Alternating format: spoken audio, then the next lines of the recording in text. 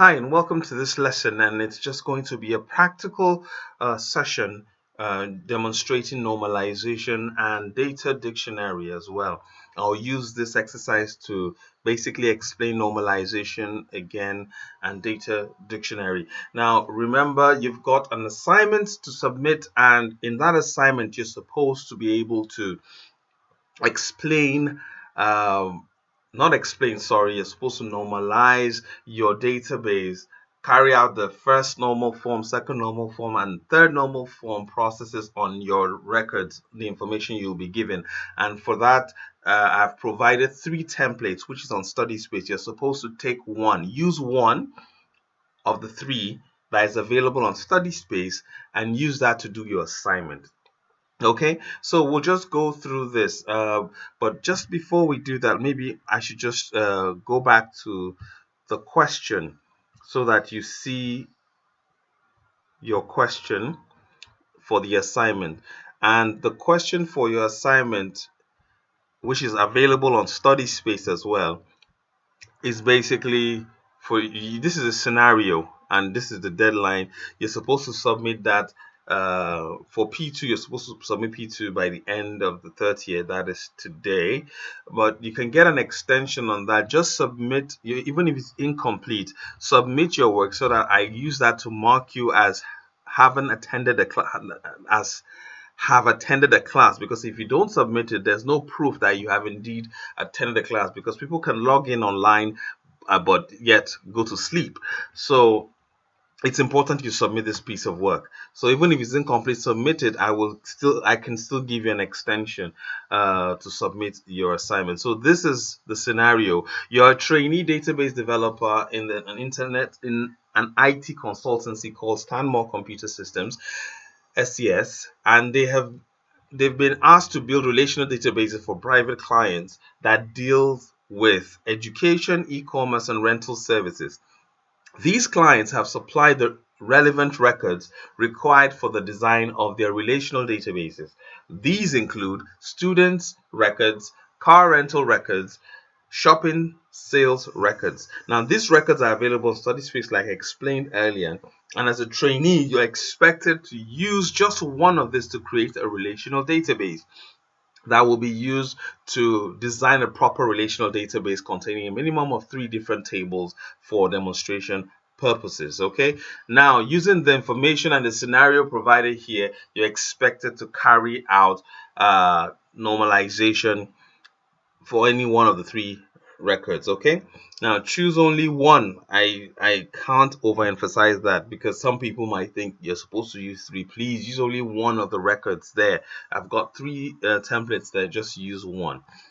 You will need to provide documentary evidence that demonstrates that you have carried out the normalization process to third normal form and have identified at least three entities, created a data dictionary that contains information about all the fields required for each table, and the data dictionary should identify the data types, the sizes for each field, the primary and foreign keys identified, and the input validation required, whether it's input masks or validation rules.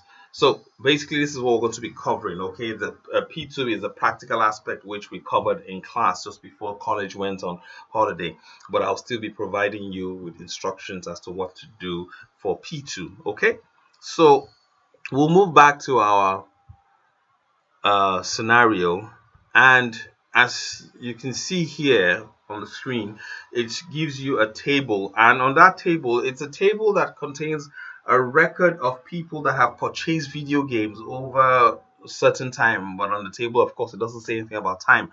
The information you have there is customer name, video game, shipping address, manufacturer details there, and the price. Now, mainly by looking at this table alone, you've got three pieces of information that you can instinctively just, you know, categorize this table into. You've got customers, right? And you've got video games.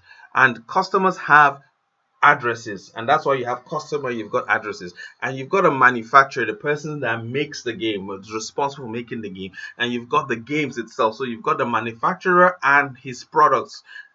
Pardon me for using the pronoun just he.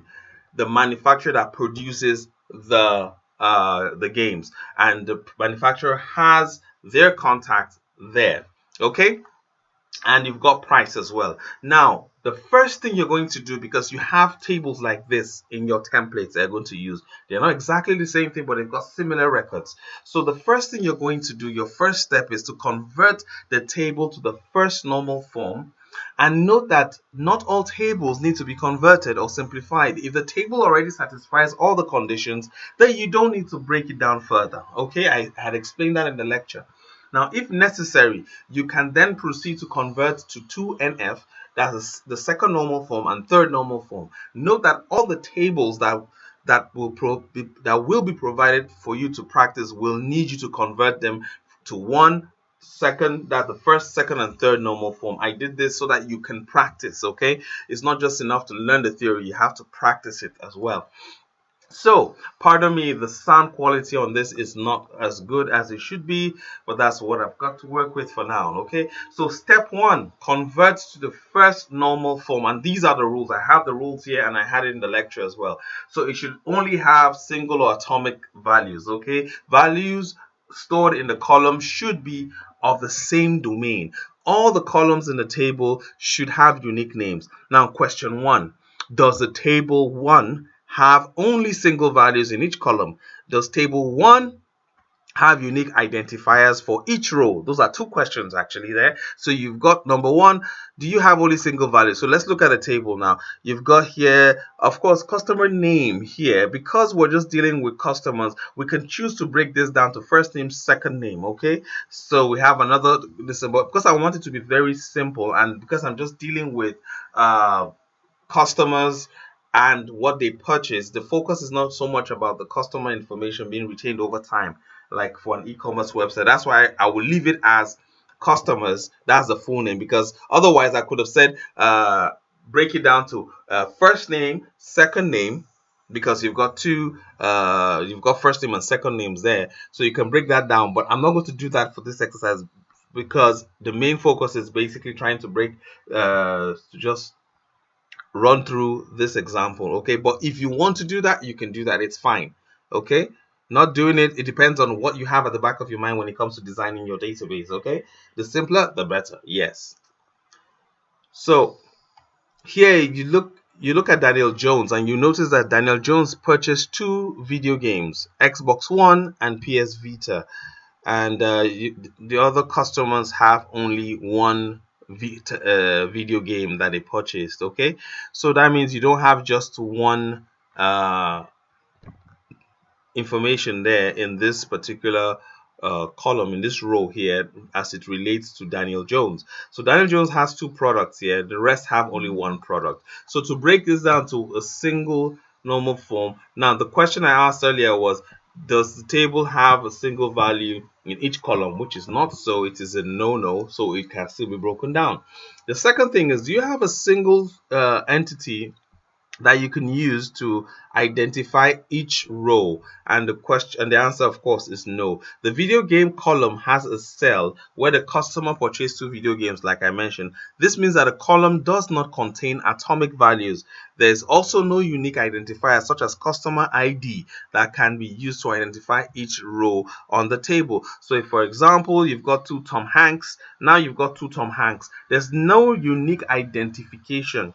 Now, if you just look at the names alone, you would think that since they bought the same product, it's probably the same person. But have a look at the shipping address. It's not the same. So it means they're two different people. Okay? They're two different people that bought the same products, and you can tell they're different because of their locations. Of course, it's possible that the same person could move from one place and go to another place to make a purchase. But for the purpose of this example, we're going to assume that these two people are different. So for your table to be able to identify each of these rows uniquely, you need to have an ID, and that is where the primary comes in. The primary key comes in. You don't have a primary key. You don't have numbers here that says 1, 2, 3, 4, 5, 6. So all these numbers are meant to be there. That will serve as your primary key column. Okay. So that's the first thing we're going to do. So the solution here is we need to create another table to correct this. So it is okay to create additional columns or rows to solve these problems. For now, for our new table to satisfy the first normal form rules, a new column that will serve as a primary key for each row will be added. Note that the order of your columns does not matter, but it's best practice to have your primary key on the extreme left of the of each table. So here is what we're going to have. Remember, we said Daniel Jones bought two games. So Daniel Jones here has Xbox One and PS Vita. So you're going to have Xbox One, PS Vita, and you've got Daniel Jones here. Now, here is what you have. This is the same person. Now, here is a mistake I made here, which I'm going to correct. Because Daniel Jones is the same person, it's supposed to have the same key, primary key. So I'll correct that in this video, but I am sure that some of you already have accessed this material. So if you use this, you can use it as reference. Now remember why I'm changing this. I made a mistake here. I just numbered this serially. But because Daniel Jones is the same person that lives in this address, he bought two different products from the same manufacturer from the table. You can tell that's the same person. Of course, we're going to still simplify this table, but to satisfy the first normal form, this is the first thing you do. You break it down like this, and you've got a customer ID, which we introduced here. We call the customer ID because it's in relation to the customer. You can't say video game ID just for this first. We will get to that. But for here, we're talking about the point of reference is the customer. Is the customer that's the most important person here, first of all. He or she uh, is the reason why you're going to have all this information. If you don't have customers, the business will not exist in the first place. The business is there to meet the needs of the customers, okay? And of course, the business is there to make money as well, but that is besides the point. Okay, so Daniel Jones' row splits into two rows because he purchased two different items. Now we're finished with first normal form. So the above table 2 is now in the first normal form. So if you have a table in your template that has a particular person with multiple information, you're meant to break it down like this. Okay, so if you do this, you have satisfied the first normal form. So what did we do? This is what I gave to you, right? And I said break this thing down to first normal form. And on the table here, we've seen that Daniel Jones has two video games, and he's the same person anyway. But these two are two different people. We know that because they have two different addresses, and so that means we don't need to have them. They don't relate. So when we are open, and there's no unique identifier as well, there's no column, no numbers to identify each row.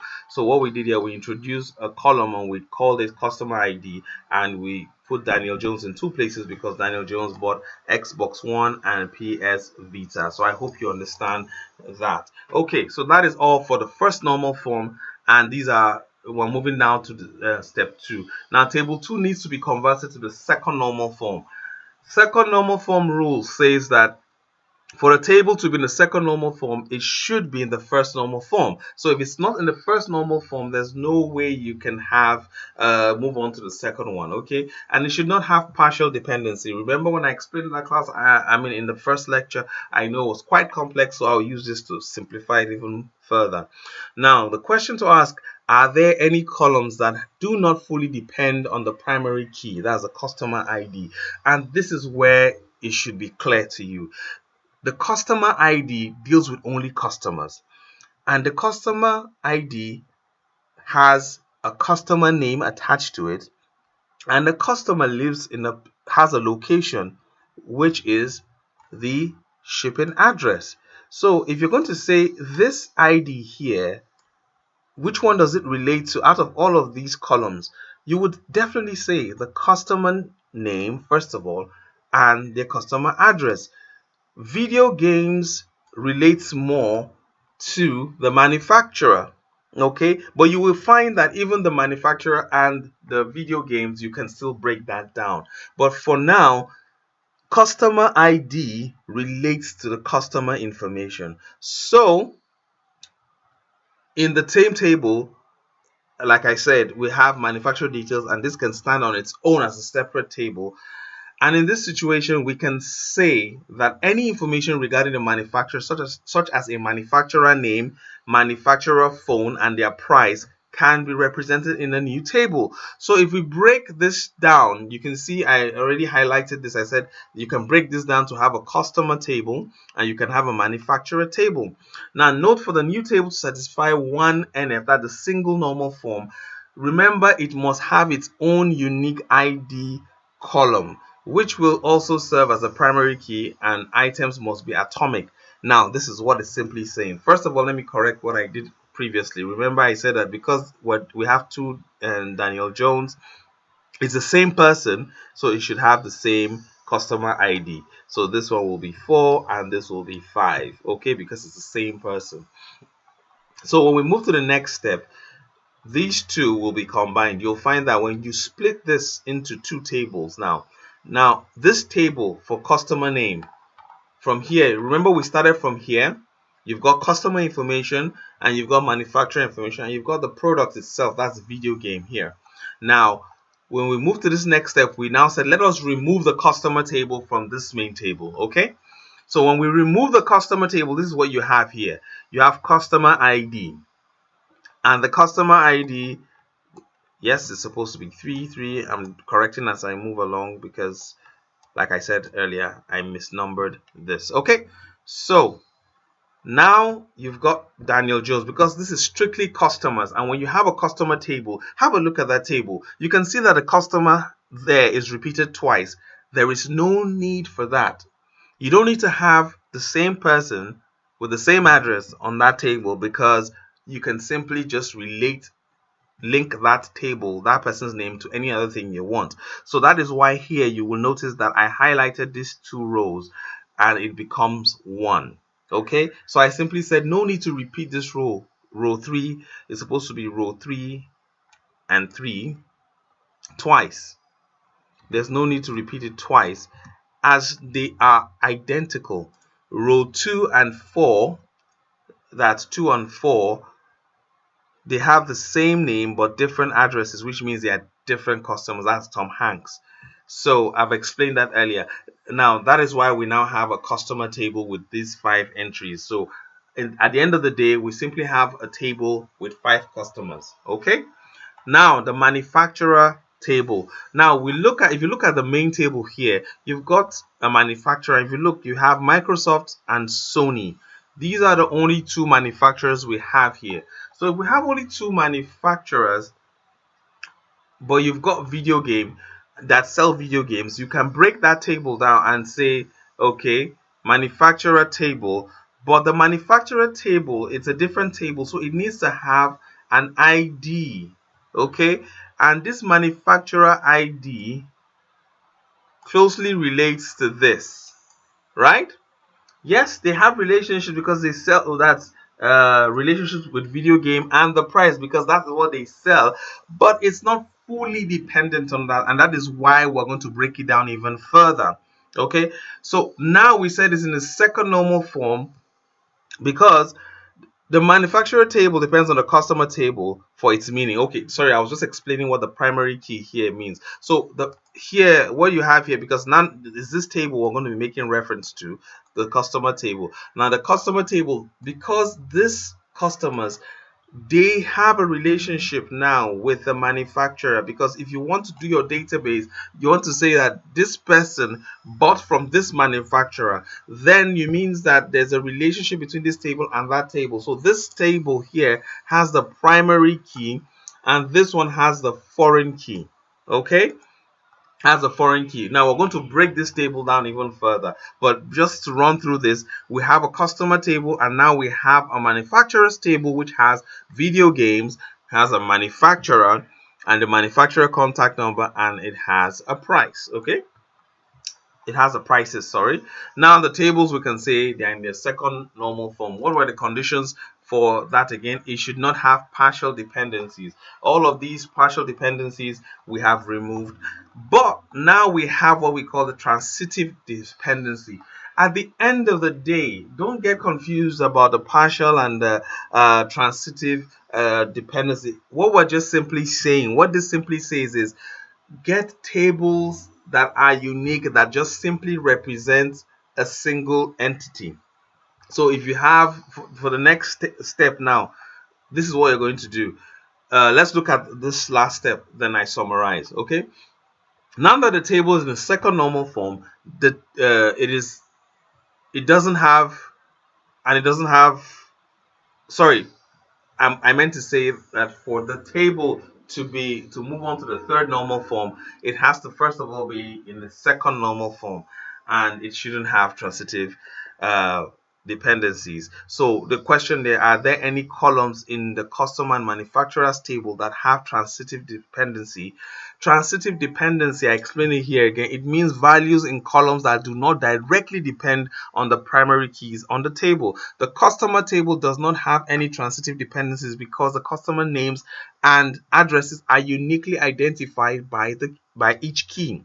Let me just explain this real quickly.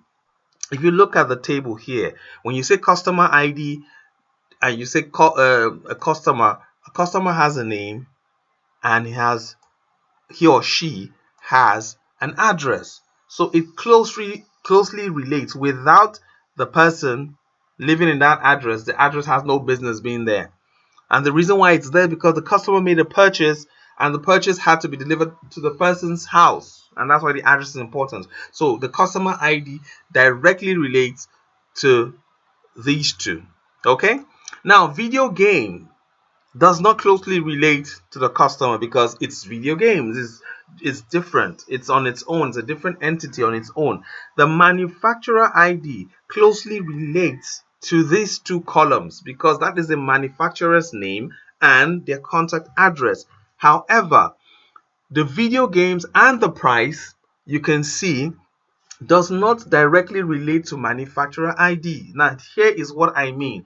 Even though the manufacturer sells video games and those video games come at a price, you can afford to have it as a separate table because if you now have another manufacturer to be added to your database, it's better you have a table that you can use to update that database, and you have the products that the other manufacturers also sell on that video game table. So for example, if you've got like Atari, for example, let's say the manufacturer, or Toshiba, for example, if you add Toshiba as a manufacturer there, you simply need to put them on the manufacturer table. You don't need to put them on the customer table because it doesn't closely relate to that. Now, let's go back to the third normal form. Let's go back because we're going to break this table down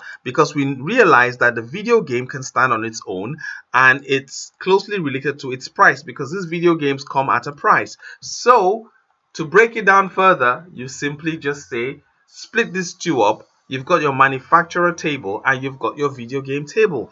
So you have a new table, and when you have a new table here, when you have the manufacturer table, there's something that you'll notice here.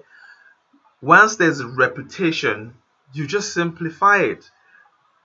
This manufacturer table has Sony twice with the same contact address. This ID is actually supposed to be the same ID here. So because they're the same, you basically need to just delete one. You don't need to have both of them. Okay, so let me just correct that.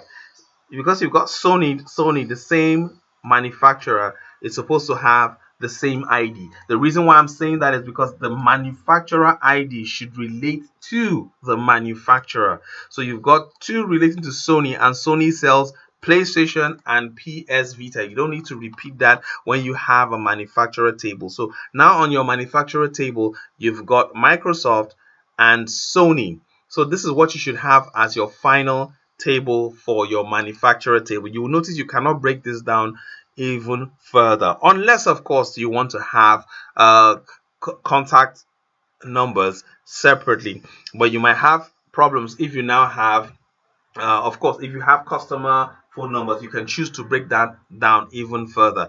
But you will notice here now you now have a video game table with its own ID. Remember, your table should always have its own unique ID, and that is why you have this video game ID here. And the video games here are Xbox One, PlayStation, PS Vita, no repetition. So, and they have different prices, so you can leave them like this. You can't break this down any further. Okay, so if you understand that, at the end of the day, what we've just done in summary is we were given this record and we just basically broke it down to customer table, which is supposed to be, yes, 1, 2, 3, 4, 5, yes, 5 customers. And you've got a manufacturer table, right? Now, this manufacturer table was later broken down to this. So we moved from the first normal form, second normal form. We removed the duplications. We made them atomic. We gave it a unique ID here, and you have your manufacturer table. But we found out that, oh, it is partially dependent on the manufacturer. So we now said, let's break that down so that it stands on its own. So you end up having your manufacturer table and the video game table. So at the end of the day, you're left with 3 tables. Now, if you're doing relational database design, you can choose to break it down further if you feel that you can simplify it more and to make your design even better. Pardon me. Okay, so that is that for normalization, and it's the same steps you're going to use for the exercises you have there on study space. Now, data dictionary, real quickly, I know I've taken time on this, but just so that you understand it. Now, create data dictionaries for each normalized table. Now, when you're creating your data dictionary, you make sure that you're dealing with the normalized table. Do not use the first table here to provide your data, because this is not what should go into your database. It is your normalized table that should go into your database. Okay, so this table contains customer information, and the format for your data dictionary is, for each table, you must first of all give a title. What is the title of your table? For this table here, it's called a customer table, and that is it. What is the description? This table simply contains customer information for video games. Okay, you just explain in your own words what's the table about, and you just explain it in one sentence. That's fine. Now, this table is what you're going to use for all of your data dictionaries. Okay, so if you scroll down here, you'll find that the manufacturer table is the same table I use here with the same format. What I mean is the same format, but the contents will vary. And the the video game table has this. Now, what you're basically doing, you've broken down the tables, and now you're going to tell me what is the field name there, and the data type, the field length, validation, and all of that, and I'll explain that. Now, when you look at the field name, of course, you have here, you've got 3 fields here. You've got customer ID, customer, and shipping address. That's why you have field names here. Okay, I hope you understand that. So the field names basically have to do with the titles of the columns, okay, the headings of the columns. So you've got your customer ID. Now, when your database, you always put it as auto number. That's the data type. The reason why you do that is because you want the database to automatically assign numbers. So let's say you put in a new name into your database. You don't want to have to go there and put the number in yourself. It will automatically put it. It doesn't require you to do that. So the database will automatically add a number to the new entry, the new record you're putting into your table. So that's why it's auto number. So for any primary key column, it will always be auto number. And the field length, if you go through your slide, that's the PowerPoint slide that I gave you on data dictionary, you will find the explanation for all of this for the field types. Remember, I told you that short text takes up to about 255 characters. So for customers, I doubt if anybody has a name that's as long as 255, but of course I stand to be corrected. I do not know any name that is as long as 255 characters. That's why I have short text. Now remember, in an access you have long text and For long text, it takes gigabytes of data, so you wouldn't need that. That would be too long. So that's why I have short text here. Or you could just have text here as data type. If this was number, you'll put number. So for text, for anything that's going to be written up, basically you can have it as just text or short text or long text. Like I said, it will take a lot more space and it can take up to is it a gigabyte or two of information. So this is why you have the field length as this. Now, when you see validation as not null, it means that that field cannot be empty. When somebody's entering information and sometimes you don't put in some information, you're trying to save that table or that record, it will tell you that no, you have not put in information here and here and here. And that is what this validation here does. It doesn't allow you to submit that record until you have completed this information. That is why it is not null, not null, not null. But this is not what you can always, I mean, you will always have. You have different options here, but this is one option that this is the option I'm using for this. Now, what's the example of data that will be there? For customer ID, you can see 1, 2, 3, 4, 5. So I just put example 1 here, typical data entry. Then for customer names, of course, you've got Sandra Bullock, Tom Hanks, Daniel Jones. So you can put any of the names here as the typical data entry. Then for address, of course, shipping address, I just choose any address. And because this table is going to be the primary key here, that's why I put primary key. Okay, so that's all for the first table, and you're done with your data dictionary for the first one. For the second table, which is your manufacturer table, you have 1, 2, 3 fields, and manufacturer ID, manufacturer, manufacturer phone. And just like the first case, it's the same table. Take note, it's the same table I'm using, but what you have here is manufacturer ID will be auto number. This is the field length. The validation is not null. It cannot be left empty. So that's why it's that like that. And what is an example of a data entry that will be there? It's 1. You can have 2 there. You can have 3. It depends on the amount of information that you have there. Same thing goes for manufacturer. The sample information, there's Microsoft or Sony, and that one you can put Sony here if you want to, or Microsoft.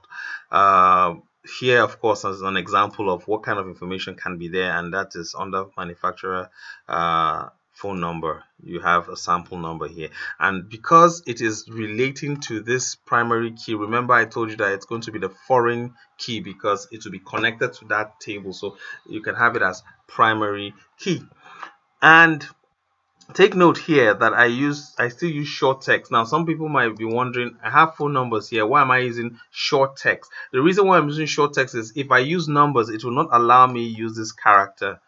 Okay, that is the reason why I use short text. If you put numbers, it will not allow you to use brackets or any other symbol.